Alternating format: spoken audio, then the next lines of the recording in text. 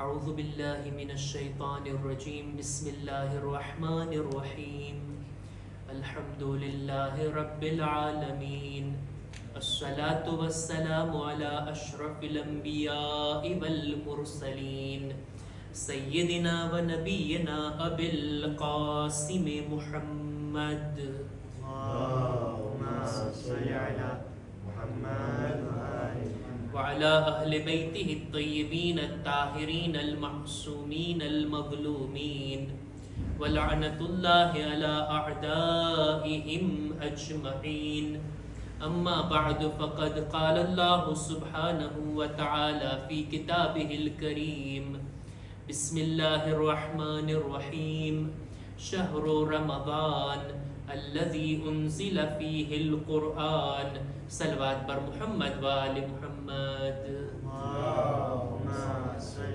على محمد માહે મુબારક રમઝાનના અલ્લાહની મહેમાનીના અંતિમ દિવસો અને રાતો છે. 28મી શબની અંદર માહે મુબારક રમઝાનને હવે વિદાય આપવાનો વખત છે. ઇસ્લામી આદાબમાંથી છે કે કોઈ ચીજનો ઇસ્તિકબાલ કરવામાં આવે અને સાથોસાથ વિદાય પણ આપવામાં આવે. આ વિદાય આપવું ઇસ્લામી આદાબમાંથી છે. ક્યારેક અમુક લોકો એમ વિચાર કરતા હોય કે આપણે રમઝાન મહિનાને વિદાય નહીં કરશું જેથી આવતો રમઝાન મહિનો જોવો નસીબ થાય, અથવા તો ઝિયારતમાં જાય તો આપણે ઝિયારતે અલવિદાય નહીં પડશું જેથી પાછું આપણને અહીંયા આવવાનું નસીબ થાય. ના, આ બેઅદબી કહેવાય. બલકે ઇસ્લામ આપણને એ શીખવે છે કે તમે કોઈ પણ ચીજને વિદાય આપો. જ્યારે ઝિયારતમાં જાઓ તો માસુમીનની રજા લઈને પછી હરમમાં દાખલ થાઓ, ઇઝને દુખુલ પડીએ ને. ઝિયારત કરો જેટલા દિવસ ત્યાં રહીએ છીએ, અને જ્યારે છેલ્લો દિવસ હોય, છેલ્લી કલાક હોય ત્યારે ઝિયારતે અલવિદાઈ પડો. અને એની અંદર જેમ તમન્ના કરવામાં આવી હોય કે ખુદાયા આ ઝિયારતને મારા માટે છેલ્લી ઝિયારત કરાર ના દે, મતલબ ઈ કે ફરી પાછું અમને અહીંયા આવવાનું નસીબ થાય. માહે મુબારક રમઝાન પણ એવી જ રીતના, એમાં પણ રમઝાન મહિનાને વિદાય આપતી વેળા આપણે આ તમન્ના કરીએ છીએ કે ખુદાયા આ વર્ષે તો તે તૌફીક આપી, આ વર્ષે અમને તારી મહેમાનીમાં બોલાવ્યા, આવતું વર્ષ પણ રમઝાન મહિનો જોવો અમોને નસીબ ફરમા. ખાસ કરીને જુમ્માના દિવસે જે અલવિદાઈ જુમ્માના રસૂલે ખુદાએ જાબિર ઇબ્ન અબ્દુલ્લાહ અંસારીને જે દુઆ શીખાડી છે એમાં આ જ વાત છે કે ખુદાયા આવતો વર્ષ અમને જોવું નસીબ થાય, અને જો અમારી ઉંમર પૂરી થઈ ગઈ હોય તો અમને એવી રીતના દુનિયાથી ઉઠાવ કે તારી રહેમત અમારા ઉપર નાઝિલ થઈ હોય. ખુદા ઇન્શાઅલ્લાહ આ મહિનાને આપણા માટે ખૂબ જ મુબારક કરાર દે. આ મહિનાની ઇબાદતો દુઆઓને પોતાની બારગાહમાં કબૂલ ફરમાવે, અને આ મહિનાને આરામથી સારી રીતના દુઆઓ, આમાલ, ઇબાદતોની સાથે ઇન્શાઅલ્લાહ પૂરો કરવાની નેક તૌફીક અતા ફરમાવે. આપણે આપણા મૌઝુની અંદર દાખલ થઈએ તો કુરાન મજીદની અંદર ખુદાએ પૈગંબરોના નામ લઈ એમની દાસ્તાનો, એમની જિંદગી બધું બયાન કર્યું છે.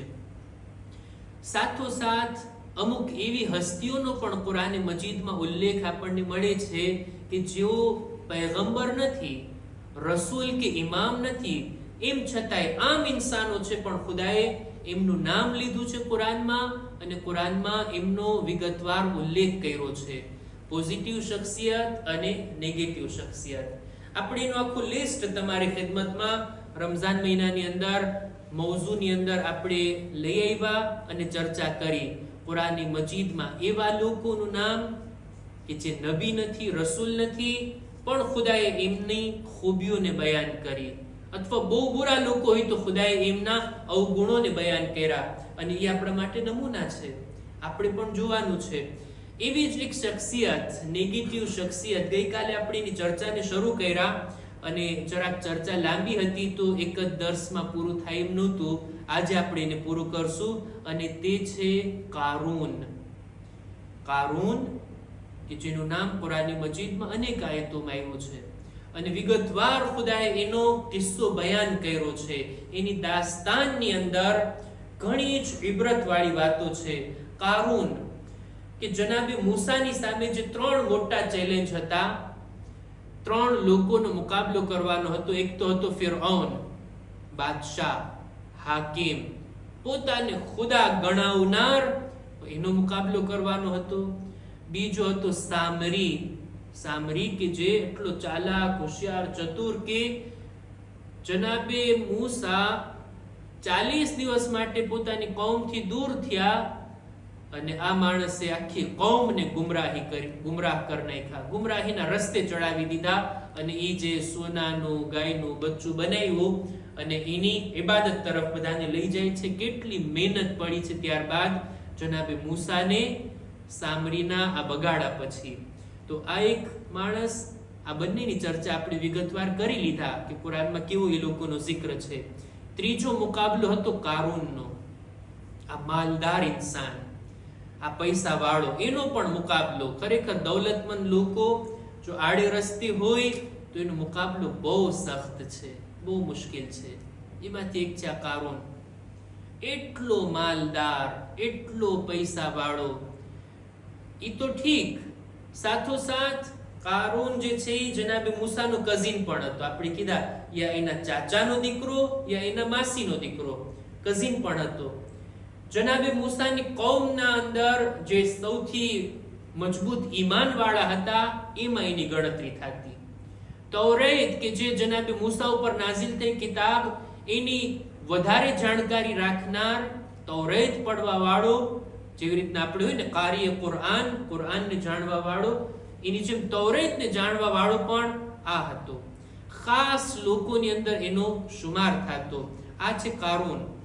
કારૂનને એટલી બધી દૌલત ખુદાએ આપી હતી કે એની દૌલતના જે કંઈ પટારા કયો કે પેટીઓ કયો, બોક્સ કયો, બોઆત કયો, જેની અંદર કાર્ટૂન કયો કે જેની અંદર સોના ચાંદી રાખેલા હતા, એ ખજાનાને એક બાજુથી બીજી બાજુ લઈ જવા માટે મોટા પહેલવાનોને રાખવા પડતા હતા અને એ લોકો પણ થાકી જતા. એટલી દૌલત હતી કારૂનની પાસે, બહુ પૈસો હતો, બહુ દૌલત હતી. અને સાથોસાથ દૌલત પ્લસ તકબ્બુર, ગુરૂર, અભિમાન, અને આ ચીજ ઇન્સાનની હલાકત માટે કાફી છે. માલ હોય અને તકબ્બુર હોય એટલે વાત પૂરી. કેટલું તકબ્બુર હતું. આજે કુરાન મજીદની આયતથી હું તમારી સામે રજૂ કરું. સૂરે કસસની 79મી આયત, સૂરા નુમેરો 28, આયત નુમેરો 79, 80, 81, 82 અને 83 સુધી. આ બધી આયતો છે કે જેની અંદર કારૂનની જિંદગીના અંત વિશે વાત થઈ છે. આજે આપણે એ બયાન કરવું છે. જો માણસ પાસે પૈસો હોય, માલ હોય, બહેતર છે કે ઇન્સાન એનાથી આખિરત કમાય, પહેલી વાત.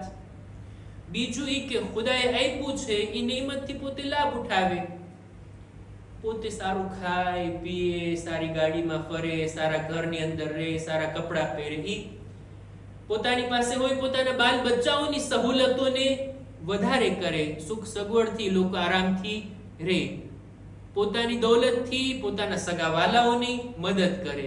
વધારે હોય પોતાના ગામના ફકીરો, પોતાની કોમના લોકો, એ લોકોની મદદ કરે. આમ હોવું જોઈએ. આને કહેવાય નોર્મલ, સારી વાત. આવી દૌલત કોઈ પાસે હોય તો મુબારક થાય. પણ ક્યારેક એવું બને કે દૌલત મારી પાસે હોય, ઈ દૌલતને બીજાઓને હું દેખાડું, ઈ ગરીબ લોકો જેની પાસે ઈ નેમતો નથી જે મારી પાસે છે, હું એને દેખાડું, એના દિલમાં ઈર્ષા જાગે, એનું પેટ બળે, તો મને કંઈક આ દૌલતની મજા આવે. મારી પાસે સારી ગાડી હોય, એવા એરિયામાંથી એવા ગરીબ લોકો કે જેની પાસે ચાલવા માટે સારો રસ્તો કે સારા ચપ્પલે નથી, એવા લોકોની સામે હું મારી ગાડી દોડાવું અને એમના ઉપર ધૂળ ઉડાડવું જોઈએ. એ લોકો જુએ અને મને મજા આવે. એવા કપડાઓ પહેરી અને હું એવા લોકોની પાસે ચાલુ કે જેની પાસે ફાટેલા કપડા, પહેરવાના કપડા નથી, અને એ રીતના હું આમ દેખાડો કરું. મારા સારા કપડા પહેરીને હું ખુશ થાવ, એના બદલે સામેવાળો બળે તો મને આ નેમતની લજ્જત આવે. હોય ને આવી મેન્ટાલિટી, આવા વિચારો હોય ને, સારું સારું ખાવાનું મારા સોફરા ઉપર છે, ખાઓ, ઘરે જઈને મારા બાલ બચ્ચાઓ સાથે, મારી ફેમિલી સાથે, બધાઓ સાથે ખાઓ, એમ નહીં. એવી રીતના જમીશ ઓલા ભૂખ્યાની સામે, જેને ખાવાનું નથી મળ્યું એની સામે બેસીને સારી સારી વાનગીઓ ખાઓ અને એ લોકો મોઢું ખોલીને જોતા હોય. આ રીતના આ બહુ બુરી વાત છે. આ સિફત કારૂનની હતી. કારૂન ન ફક્ત એની પાસે દૌલત હતી ને પોતે ભોગવતો હતો, ના, પોતાની દૌલતનું એક્ઝિબિશન કરે છે લોકોને બળાવવા માટે, લોકોના દિલમાં ઈર્ષા જગાવવા માટે, લોકોના અંદર અફસોસ પેદા થાય, લાલચ જાગે, અને ઈ માટે પોતાની દૌલતનું એક્ઝિબિશન. કુરાન મજીદમાં ખુદા કહે છે ફખરજ અલા કૌમિહી ફી ઝીનતિન, નીકળે છે પોતાના ઠાટ માટથી. ગામની અંદર દેખીતી વાત છે, મિડલ ક્લાસ હોય, ગરીબો હોય, ખાતા પીતા લોકો હોય, ઓછા માલવાળા હોય, કારીગર હોય, મજૂર હોય, આ બધા લોકો હોય, એની દરમિયાન પોતાના કાફલાને લઈને નીકળે છે. હજારો લોકોને પોતાના આટલા ઘરેણા, આટલા કિંમતી લિબાસ, પોતાના ગુલામો, કનીસો, એને પણ ઈ જમાનાના કિંમતી ઘોડા, અને ઘોડા ઉપર લાલ કપડું કે જે બહુ કિંમતી ગણાતું, એવી એવી કનીસો કે જેના ઉપર એટલા ઘરેણા, એટલી એની સવારી, અને એવા ઠાટમાટની સાથે નીકળે છે ગામની દરમિયાન. એ લોકો જુઓ મારી સરવતને, મારી દૌલતને. કુરાન કહે છે આ રીતના નીકળે છે. જ્યારે આ રીતનો એનો કાફલો જુએ છે તો લોકોની આંખો અંજાઈ ગઈ. ઓહો હો હો, કેટલું બધું છે કારૂન પાસે, કેટલો પૈસો છે. જેવી રીતના અત્યારે આપણે ઇન્ટરનેટમાં જોતા હોય કોણ છે પૈસા વાળો, કેટલી એની દૌલત ને કેવું એનું ખાવાનું, કેવું એનું દેખાય છે ને. આપણે એ લોકો એ દેખાડતા હોય ને આપણે જોતા હોય. આવી જ રીતના કારૂનના જમાનામાં થયું. જ્યારે કારૂન આ કાફલો લઈને નીકળો, મજમાની અંદર બધા લોકો હતા, એ લોકો બે ભાગમાં તકસીમ થઈ ગયા. અમુક લોકો, બલકે વધુ પડતા લોકો એ હતા કે એ લોકો ઇમ્પ્રેસ થયા કારૂનની દૌલતને જોઈને, અને જોઈને એના મોઢામાંથી નીકળી જાય છે ઓહો કેટલું બધું છે કારૂન પાસે, એ કાશ અમારી પાસે પણ આટલું હોત તો, એ કાશ કારૂનની જગ્યાએ અમે બેઠા હોત તો. જિંદગી તો ઈ જીવે છે, અમે તો બધા ટાઈમ પાસ માટે આવ્યા છે દુનિયામાં, ઈ ખાઈ પીએ છે ને ઈ જિંદગી જીવે છે. એવી રીતના એવા સારા શબ્દો થી બયાન કરે છે ને તમન્ના કરે છે પોતાના દિલની અંદર. કુરાન મજીદમાં ખુદા કહે છે કાલલ લઝીના યુરીદૂન અલ હયાત અદ-દુનિયા, જેને દુનિયાની જિંદગી બહુ પસંદ હોય ને એ લોકો બોલી ઉઠા યા લૈત લના મિસ્લ મા ઉતિયા કારૂન, એ કાશ, દિલથી ઘણા લોકો તમન્ના કરતા હોય ને એ કાશ જેટલું કારૂન પાસે છે અમારી પાસે પણ હોત. ઇન્નહુ લઝુ હઝ્ઝિન અઝીમ, દુનિયામાં બહુ મોટો ભાગ દૌલતનો એની પાસે છે. અને બીજું ગ્રુપ સામે લોકોનો બીજો પ્રકાર, એ લોકો પણ જ્યારે આ લોકોને આવી તમન્ના કરતા જોયા ને એટલે તરત જ એ લોકો કે જેમની પાસે ઇલ્મ હતું, કૌમના આલિમો, જાણકાર, સમજવા વાળા અને ઇલ્મ રાખવા વાળા, એ લોકો આમ બોલ્યા વકાલ અલ્લઝીના ઉતુલ ઇલ્મ, સાહેબાને ઇલ્મ આ રીતના બોલ્યા વૈલકુમ સવાબુલ્લાહ ખૈરુલ લિમન આમન વ અમિલા સાલિહા, વાય થાય તમારા ઉપર, આ શું બોલી રહ્યા છો? કારૂનની દૌલતની તમન્ના તમે કરો છો? ના, ખુદા પાસે જે આપણો સવાબ છે ને ઈ બહેતર છે કારૂનની દૌલત કરતા. જે દુનિયામાં ઈમાન લાવે, અમલે સાલેહ અંજામ આપે અને દુનિયાની અંદર સબ્રથી કામ લઈને એનો જે સવાબ છે એ બહેતર છે કારૂનના આટલા ખજાના કરતા. આ રીતના કારૂન તો એનો કાફલો લઈને નીકળ્યો, લોકોની અંદર બે ગ્રુપ થયા, અને આ રીતના અમુક લોકો તમન્ના કરતા હતા અને અમુક લોકો એને ટોકતા હતા કે નહીં, અલ્લાહ પાસે જે સવાબ છે એ બહેતર છે. આ રીતના કારૂન લોકોની સામે પોતાની દૌલતની નુમાઈશ, દેખાડો, શો ઓફ કરવું, આ કારૂનની જિંદગીમાં હતું. જ્યારે પૈસો આવી જાય ને ત્યારે દૌલતનો પણ એક નશો હોય. મેં એક મજલિસ પડી હતી કે જેની અંદર આ હદીસને બયાન કરી હતી કે અમુક ચીજના નશા હોય, જવાનીનો એક નશો હોય. એ સમયગાળામાં ઇન્સાન એવા કામ કરે, એવા ડિસિઝન લે, વર્ષો વીતી ગયા પછી જ્યારે બુદ્ધિ ઠરે પછી પોતે યાદ કરે ને, જવાનીમાં મેં આમ કર્યો ને તેમ કર્યો ને આ ડિસિઝન લીધા ને મારો આ નજરિયો હતો. પોતાની જાત ઉપર ક્યારેક હસવું આવે કે ત્યારે શું હતું મારા મગજ ઉપર સવાર, એ નશો હતો. એવી રીતના દૌલતનો નશો હોય, સત્તાનો નશો હોય, હોદાનો નશો હોય, ઇલ્મનો નશો હોય, આ બધી ચીજનો નશો હોય. એવી રીતના કારૂનના ઉપર દૌલતનો નશો હતો. જાણે એમ કે દૌલતથી હું બધું કરી શકું છું, બધું મારા બસમાં છે, પૈસો નાખો એટલે પછી જે કરવું હોય, જે કરાવવું હોય તે બધું થાય. એક નશો તો એના મગજમાં ભર્યો હતો. સાથોસાથ એમ પણ સમજતો હતો કે આ દૌલત મારી હોશિયારીનું પરિણામ છે. હું જેટલું જાણું છું, જેટલું નોલેજ અને મેં મારી જાણકારીથી આ બધું કમાયું છે, એ પણ એના મગજમાં ભરેલું હતું. હવે વખત આવે છે કે મુમિન તો હતો જ, જનાબે મૂસાની આજુબાજુમાં, જનાબે મૂસાનો સગો એની કૌમમાં, ખાસ લોકોની અંદર જનાબે મૂસા ઝકાતનો હુકમ આપે છે. તમારી પાસે જો માલ હોય તો તમે એમાંથી ઝકાત આપો. હવે કેટલી ઝકાત આપવાની, એટલે ઝકાતની વાત કરે છે. આટલી કિંમત, આટલા ટકા, આટલો નિસાબ, આટલો ભાગ તમારે ઝકાત તરીકે આપવાનો છે. જો ઇન્સાન પાસે માલ ઓછો હોય અને ખુમ્સ અને ઝકાતની વાત કરો તો દેખીતી વાત છે, એની ગણતરી ઓછી આવે. સામાન્ય રીતે અમે જ્યારે મસલો બયાન કરીને ત્યારે એમ જ કહીએ કે આખું વર્ષ ખાતા પીતા ખર્ચો કરતા બધું તમારી પાસે 5 યુરો વધે તો 1 યુરો ખુમ્સમાં આપો, 100 યુરો વધે તો 20 યુરો ખુમ્સમાં આપો. પણ જેમ જેમ કિંમત વધતી જાય, 1000 યુરો વધે તો 200 દેવાના, 10,000 વધે તો 2,000, લાખ વધે તો 20,000 દેવાના. એમ કિંમત વધતી જાય, 10 લાખ વધે તો 2 લાખ દેવા. આટલી મોટી રકમ આવે ને પછી તો ખુમ્સમાં. જ્યારે જનાબે મૂસાથી પૂછ્યું કેટલી ઝકાત આપવાની, કે છે આટલી, પોતાના માલમાં એને ત્યાં ઉભા જરાક હિસાબ કર્યો, ઓહો આટલો બધો માલ મારે દેવો પડશે. અને આ છે ઇમ્તિહાનનો વખત. નમાઝીઓ તો વધારે દેખાય, હાજી સાહેબે વધારે દેખાય, રોઝેદારો દેખાય, પણ જ્યારે ખીચામાં હાથ નાખવાનો વારો આવે, અને એ પણ વાજિબ, ઓલું ડોનેશન કે કોઈ ચંદો માંગતું હોય, ફાળો માંગતું, એ નહીં, વાજિબ હક જે ખુદાએ આપણા માલમાં રાખ્યો.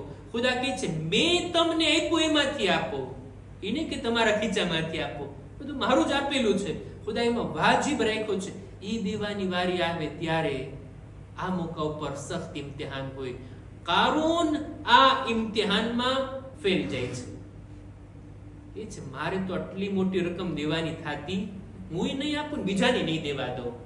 બની ઇસ્રાએલની દરમિયાન જઈ અને વાત કરે છે કે ભાઈ તમને ખબર છે મૂસા હવે આપણા માલમાંથી ઉઘરાણી કરે છે, આપણા માલમાંથી હવે માંગે છે, મારે તો નથી દેવાનું, તમારે દેવું છે. તો આની અંદર તો સથવારા મળી જ જાય ને. સાથ આપવા વાળા આની અંદર તો ઘણા માલદારો ઉભા થયા કે હા આપણે નથી દેવાનું, કંઈક કરીએ આપણે કે આપણે આ માલ નો આપવો પડે. શું કરીએ? કારૂન કે છે મેં પહેલેથી પ્લાન વિચારીને રાખ્યો છે મગજમાં. આપણે કંઈક એવું કરીએ કે નૌઝુબિલ્લાહ જનાબે મૂસાની બેઇઝ્ઝતી થાય, સમાજમાં એ રુસવા થઈ જાય, એવા પ્રોબ્લેમમાં ને એવી તોહમતમાં એને નાખી દઈએ, એમાં જ મશગુલ થાય ને ઝકાત બકાત બધું ભૂલી જાય. એમ કેવી રીતના ઈ ગામની ખરાબ ઔરતની સાથે જઈ વાત કરે છે. તારે ભેરા મજમામાં આવવાનું, જનાબે મૂસાના અગેન્સ્ટમાં તારે ગવાહી આપવાની કે આ જનાબે મૂસા આ બુરા કામની અંદર મારી સાથે હતા, બસ આ તારે આવીને ગવાહી દેવાની, અને બસ પછી અમે જોઈ લેશું કે શું થાય. આ બાજુ આવે છે જનાબે મૂસા પાસે. એ મૂસા, આજે આપણે કામ કરીએ, આખી કોમને ભેગા કરીએ અને જે કંઈ તમારા દીનના હુકમ છે બધું એની સામે બયાન કરો. નબી ખુદાને તો આટલું જ જોઈએ ને. મારા જેવાને કોઈ કે આવો મજમો ભેગો કરી દઈએ અને મજલિસ પડો એટલે પછી આપણે તો શરૂ થઈ જશું, જેટલું સંભળાવવું એટલું.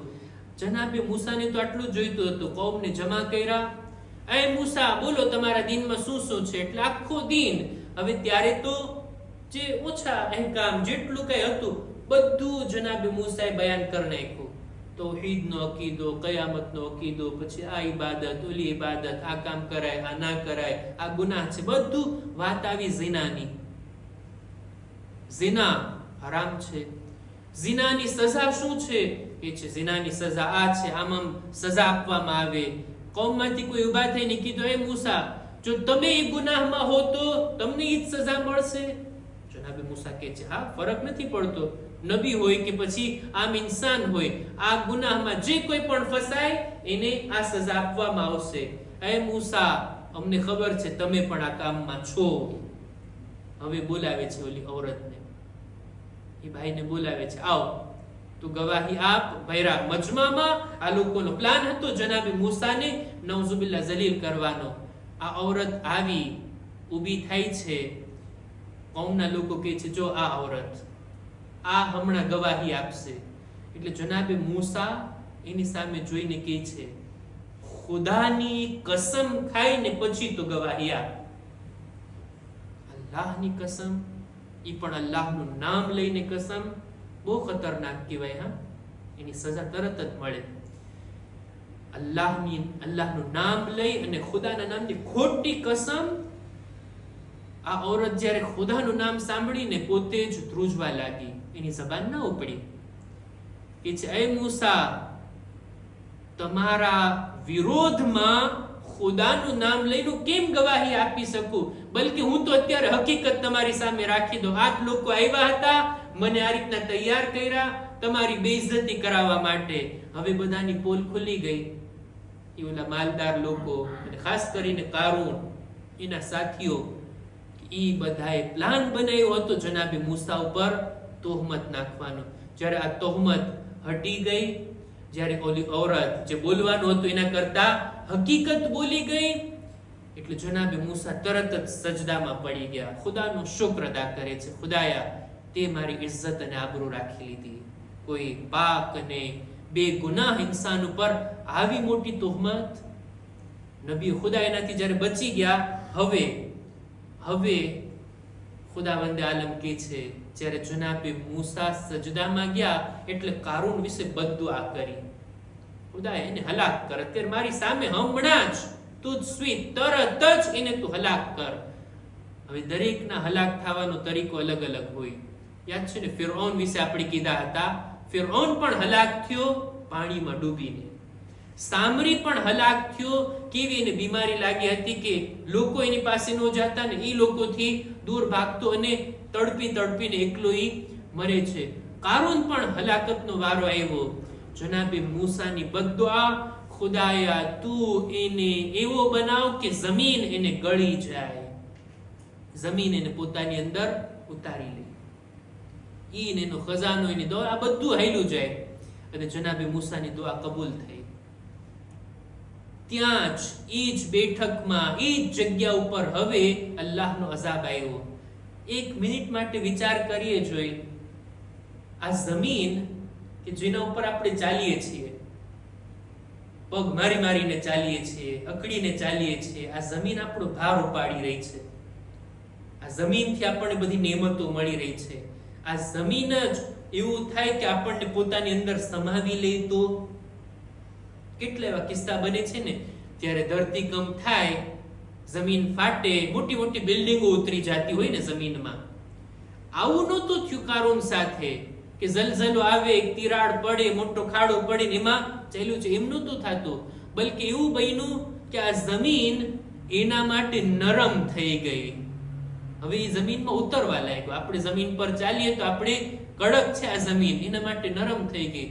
અંદર ખૂતવા લાગ્યો. થોડો ધીમે ધીમે કરીને આખો કારૂન જમીનમાં ચાલ્યો ગયો. એના જેટલા માણસો હતા, જે બધા કારૂનના સાથીઓ હતા, એ પણ બધા ગયા.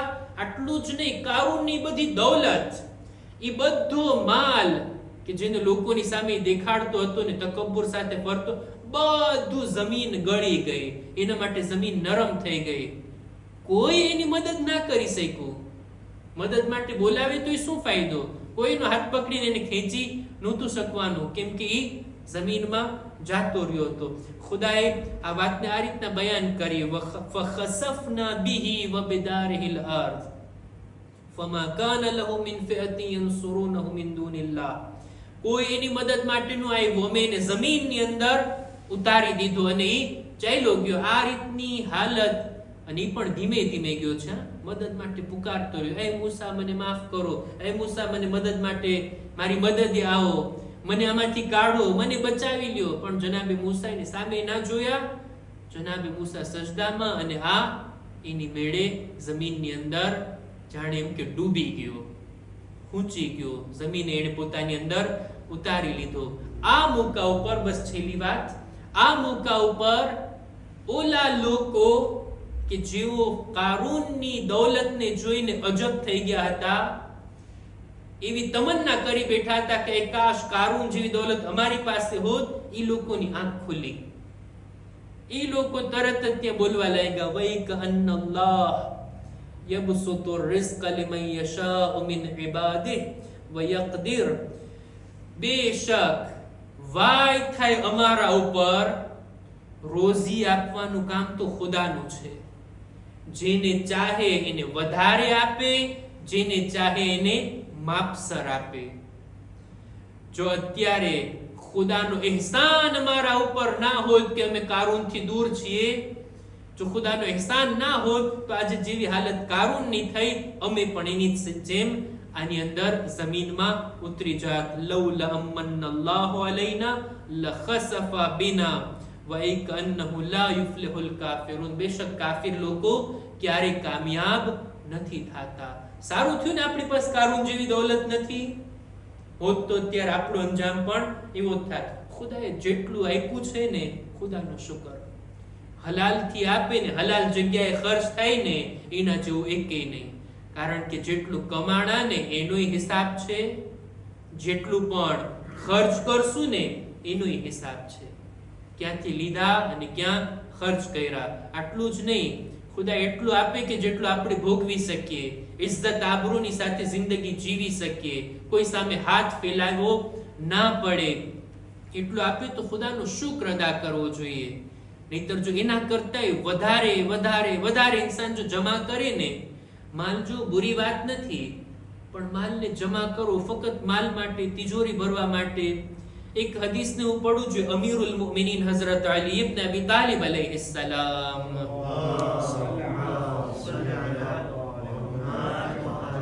પોતાની એક હદીસમાં નહજુલ બલાગાની અંદર આ રીતના શબ્દોને બયાન કરે છે કે એ ઇન્સાન, એ આદમની ઔલાદ, તું જેટલો પણ માલ કમાવે છે ને, એમ કે છે ને મારું છે મારું છે મારું છે, આમાંથી તારું એટલું જ છે જેટલું તું ખાય છે, જેટલું તું પહેરે છે, જેટલું તું વાપરે છે ને, જેટલું સુખ માણે છે, બસ એ જ એટલું છે. ઇન્સાન કેટલું ખાઈ શકે? 1 પ્લેટ 2 પ્લેટ. ઇન્સાન કેટલા કપડા પહેરી શકે એક સમયમાં? 10 શર્ટ તો નથી પહેરવાના ને, એક સમયમાં 1 જોડી કપડા પહેરે છે, એ જ એનું છે. ઇન્સાન ગમે એટલો મોટો મહેલ હોય, કેટલી જગ્યામાં રહેતો હોય, एक कमरा में एक ही कमरे में रहता है आदमी, सारा गुरूर रहता है सारे मकान में. એક જ રૂમની જગ્યા જો, એક જ બેડ, એટલી જ જગ્યા એને માટે કાફી હોય છે, એમાં જ રહેતો હોય, બાકી તો બધું ખાલી પડ્યું હોય અથવા બીજા કોઈ કામમાં આવતું હોય. મૌલા કહે છે, એ ઇન્સાન, તારું તારા માલમાંથી ફક્ત એટલું જ છે જેટલું તું ખાય છે, જેટલું તું પહેરે છે, જેટલું તું વાપરે છે, બસ. ઈ સિવાય જેટલું કઈ છે ને, તું આખી જિંદગી સાચવીશ, તું ત્રેઝોરીએ છે તારા વારસદારોનો. મહિના પછી એને કામ આવશે. તને જેટલું કામ આવે છે, વાપરે છે, એ જ તારું છે. બાકી બધું તો તું સાચવે છે તિજોરીમાં. કોના માટે? આપણું ઇન્ના લીલ્લાહ થાય એટલે ઈ લોકો વાપરશે. અને કેટલી અજીબ વાત કહેવાય, વાપરશે ઈ લોકો, એનો હિસાબ આપણે દેવાનો છે ખુદાની બારગાહમાં. માલ ખરેખર રસૂલે ખુદાની દુઆ છે ને, ખુદા એટલું આપ કે તારો શુક્ર અદા કરી શકીએ, ઇબાદત કરી શકીએ, ઇજ્જત આબરૂ સાથે જીવી શકીએ, કોઈના મોહતાજ ના બની શકીએ. એટલું બધું ના આપ કે અમારું ઈમાન ચાલ્યું જાય, પછી એવા ગુનાહ કરવાના કામો સૂજે માલ આવ્યા પછી, અને એમાં હું ગુમરાહીમાં ને ગુનાહમાં પડી જાઉં, ખુદાએ એવો માલ અમારે નથી જોતો. ખુદા ઇન્શાઅલ્લાહ આપણને હલાલ માલ, હલાલ રાહમાં ખર્ચ કરવાની નેક તૌફીક અતા ફરમાવે. અમુક મસાઇલ આપણે ફિતરાના બારામાં કે જેને આપણે ગઈકાલે શરૂ કર્યા, ફિતરાની ફઝીલતને આપણે બયાન કર્યા હતા. ફિતરો આપવાની તારીખ નજીક આવી રહી છે. જો વર્ષની અંદર ઈદનો ચાંદ દેખાય એટલે ઈદ ઉલ ફિત્રના રાતના આપણા ઉપર વાજિબ થાય છે ઝકાતે ફિત્રો આપવું. કોના ઉપર વાજિબ થાય છે? ઈદની રાતમાં જે બાલિગ હોય, અકલમંદ હોય, બેહોશ ના હોય, ગરીબ ના હોય, કોઈનો ગુલામ ના હોય, તો એવા માણસ ઉપર વાજિબ છે કે પોતાનો અને પોતાના ઉપર જેનો ખર્ચો છે એ બધાનો ફિતરો પોતે આપે. દાખલા તરીકે હું પોતે પોતાના બાલ બચ્ચાઓનો, પોતાની ઝૌજાઓનો ખર્ચો ઉઠાવું છું, તો હું મારો ફિતરો આપીશ અને વાઈફનો અને બચ્ચાઓનો આપીશ. ઘણા લોકોના મા બાપ એની સાથે હોય, એનો ખર્ચો બધો પોતે ઉઠાવતો હોય, તો મા બાપનો ફિતરો મારા ઉપર વાજિબ છે. આપણા કોઈ સગાવાલા, કોઈ યતીમ બાળક છે, કોઈ આપણા રિશ્તેદાર છે, આ બધા જેનો ખર્ચો આપણે ઉઠાવીએ છીએ, તો એનો પણ ફિતરો આપણે કાઢવો જોઈએ. ત્યાં સુધી કે ઈદની રાતમાં જો આપણે ત્યાં મહેમાન આવી જાય અને એ આપણે ત્યાં રાત રોકાય, એની બધી ખાવા પીવાની ને બધો ખર્ચો આપણે ઉઠાવતા હોઈએ, તો એ મહેમાનનો પણ ફિતરો આપણા ઉપર અમુક શરતોની સાથે લાગુ પડે છે કે આપણે અત્યારે એની અંદર વધારે ઊંડા નથી ઉતરતા. ઇન્શાઅલ્લાહ જે કોઈને સવાલ હોય તો આપણે એમાં દાખલ થાશું. ફિતરો કેટલો આપવો જોઈએ? ફિતરો 3 કિલો અનાજ જે આપણે ખાતા હોય, દાખલા તરીકે અહીંયા ચાવલ વધારે ખવાતા હોય તો 3 કિલો ચાવલ, અમારે ત્યાં વધારે ઘઉં ખવાતા હોય તો 3 કિલો ઘઉં, કોઈને ત્યાં બાજરો, કોઈને ત્યાં જવ, કોઈને ત્યાં ખજૂર વધારે ખવાતો હોય, કિશમિશ, જે કોઈ એવો ખોરાક કે જે વધારે ખવાતું હોય એ 3 કિલો. હવે મસલો આ છે કે 3 કિલો અનાજ પર પર્સન એક વ્યક્તિ દીઠ આપવાનો હોય. એના બારામાં બહુ અમે નક્કી તો ના કરી શકીએ, કોઈ આલિમ કે કોઈ સંસ્થા, જમાત કે કોઈ એટલું નક્કી તો ના કરી શકે, કેમ કે દરેકની હાલત અલગ અલગ હોય.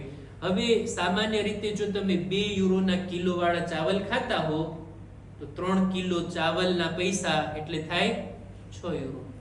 કોઈ 2.5 યુરો વાળા ખાતા હોય, કોઈ 3 વાળા ખાતું હોય, તો એ પ્રમાણે તમે તમારા સિચ્યુએશન પ્રમાણે 3 કિલો પર પર્સન એ રીતના પૈસા આપણે આપવાના હોય છે.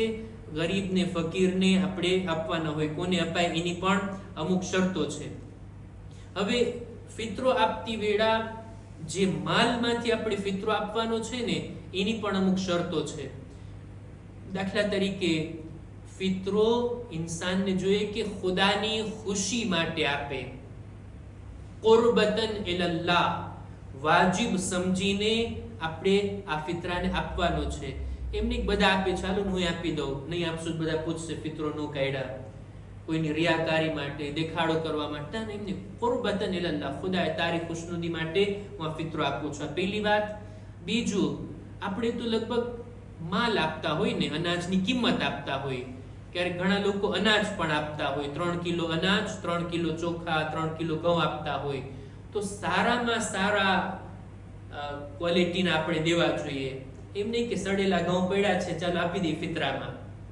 અથવા તો 3 કિલો કીધું ને, 3 કિલોમાં 100 ગ્રામ તો કાંકરા છે એની અંદર, તો ઈ ના ચાલે. ખાલીસ 3 કિલો અનાજ હોવું જોઈએ. 200-250 ગ્રામ જો એની અંદર કાંકરા કે બીજી વસ્તુ કે જીવડા કે કચરો છે તો એ આપણે અલગ કરવા જોઈએ, બાદ કરવા જોઈએ અને ખાલીસ આપવા જોઈએ. ઈ અને સાથોસાથ એક ચીજ છે, જો આપણે માલ આપતા હોય, પૈસા આપતા હોય તો આપણા હલાલ માલમાંથી આપવાના હોય. હવે દરેક લોકો પોતપોતાની રોજીને જાણતા હોય, ક્યાંથી આવે છે, કેવા છે, શું છે, અલ્લાહુ આલમ. પણ ફિતરો ચોક્કસ આપણા હલાલ કમાણીમાંથી, હલાલ માલમાંથી, હલાલ રોજીમાંથી આપવો જોઈએ. એહતિયાત કરવો જોઈએ અને શુભેનાક ચીજોથી પણ આપણે ના આપીએ. આપણે હલાલ માલમાંથી આપણે અદા કરવાનો હોય. ફિતરો આપવાનો, ફિતરો વાજિબ થવાનો સમય છે જ્યારે ઈદનો ચાંદ દેખાય ત્યારથી લઈ આખી રાત જે લોકો ઈદની નમાઝ પડવા માંગતા હોય તો ઈદની નમાઝ પહેલા આપી દે. ઈદની નમાઝમાં શિરકતનો ઈરાદો ના હોય તો ઈદના દિવસે ઝોહર પહેલા પોતાનો ફિતરો આપી દે, અલગ કાઢી નાખે. બહેતર તો જ છે કે ફકીરના હાથમાં પહોંચાડી દે, પણ જો આપણે ત્યાં સુધી ના પહોંચી શકતા હોય તો અલગ કાઢી નાખે. અને એના પછી જો ત્યાં સુધી કોઈ ના કાઢી શક્યું એના પછી પણ ઇન્સાન આપી શકે છે, પણ ત્યારે નિયત નહીં અદાની હોય નહીં કઝાની હોય. અત્યારે જ્યારે આપીએ આ સમયની અંદર, આ સમયગાળામાં, તો અદાની નિયતથી આપણે ફિતરો આપવાનો છે. અત્યારથી અગાઉથી આપી શકાય. અત્યારથી અગાઉથી જ અમે અમારી રકમ દાખલા તરીકે આપણે જમાતમાં આપી દઈએ. અત્યારે તમે આપશો ને તો જાણે એમ કે એક અમાનત તમે અમને આપી એમ ગણાશે. નિયત તો તમારી ઈદની રાતે જ કરવાની છે કે મેં જે અમાનતના આપ્યા પૈસા એ ફિતરાના છે, અને એ બધી નિયત તમે ત્યારે કરી લ્યો. અને જે અમાનત સ્વીકારે એને જોઈએ કે નિયતની સાથે આ પૈસાને ત્યારે અલગ રાખે. બસ તો આ રીતના કોઈ આંકડો કે શિફ્રો તમને નથી આપતો કે 6 યુરો કે 7.5 યુરો કે 9 યુરો 12 યુરો, પણ તમે તમારી રીતના 3 કિલો અનાજ જેવા ચાવલ તમે તમારા ઘરે આખું વર્ષ ખાવ છો, એની કિંમત શું છે એ પ્રમાણે એક એક માણસના આપવાના હશે. હજી પણ અમુક જરૂરી મસાઇલ ફિતરાના હશે તો આવતીકાલના દર્શમાં આપણે ઇન્શાઅલ્લાહ બયાન કરશું. ખુદાની બારગાહમાં દુઆ ગુજારીએ, પરવરદિગારા અમારી ઇબાદતો, દુઆઓ, તિલાવતો, અમારા રોઝા, અમારા આમાલે શબે કદ્રને તારી બારગાહમાં કબૂલ ફરમા. આઈંદા બાકી બચેલા દિવસોને રાતોમાં ખુદાયા તું મારી મગફિરત ફરમા. અમોને બહેતર તરીકાથી આખરી રાતોમાં ઇબાદતની નેક તૌફીક અતા કર. ખુદાયા દરેક મુમિનીન મુમિનાત જો બીમાર છે, ખાસ કરીને એક મુમિનાના હકમાં આપણે ખાસ દુઆ કરીએ. ખુદાયા તેણીને શફાએ કામિલા અતા ફરમા. ज़मानाना इमामना ज़ुहूरमा जल्दी करे अमारो शुमार इमना साथियों कर. रब्बना तक़ब्बल मिन्ना इन्नका अंतस समीउल अलीम.